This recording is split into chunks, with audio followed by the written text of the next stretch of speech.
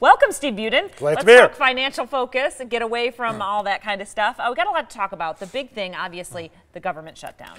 Yeah, now we're in record high, 24th day. What is the economic effect of this? Depending on the research firm you're believing, give or take about $1 billion a week. So we're already almost a little over 3 weeks in. Ironically, if it goes another couple of weeks, the amount of money it's costing the economy is enough to pay for the wall that they're fighting over. Right. So it just shows you how ridiculous all of this is, right? But, you know, things I was just reading, something as simple as Southwest Airlines is looking to open up routes to Hawaii.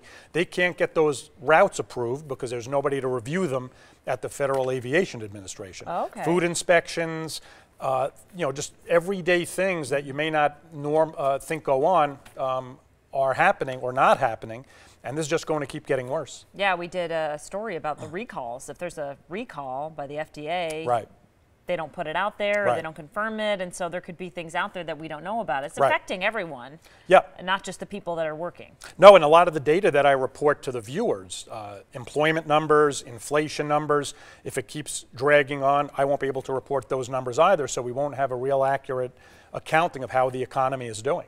Interesting. All right, yeah, let's talk about this record trade deficit with China. Obviously a big deal as well. Right. I bring this up because this is what the president campaigned on, that he would reduce the trade deficit with China. Ironically, it was the highest on record for 2018. Now, what's basically the deficit is what a country brings in versus what a country sends out. And what's happening is the United States was bringing in a lot more than what it was sending out with China, and it's the reverse over there. Now, the challenge is, and the president and his administration is trying to get the Chinese markets to open up a little bit more, but what we're seeing is the Chinese economy is slowing.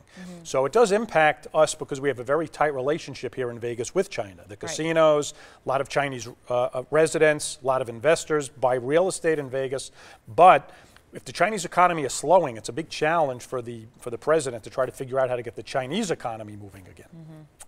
All right, and then this last one, Gymboree going bankrupt. I was telling you, it was my first ever working paid job was at Gymboree. I used to stock the shelves. You have any uncashed paychecks? So, I'd cash them quick. I don't think so. Yeah. I don't know that I made much either. $4.25 an hour, I think. Wow.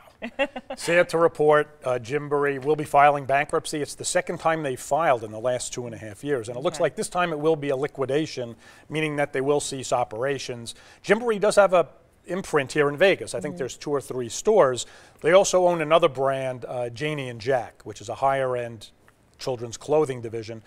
Again, just goes to show the evolution of retail. We have too many retailers in this country. Very difficult for smaller companies like Gymboree to compete on a national scale.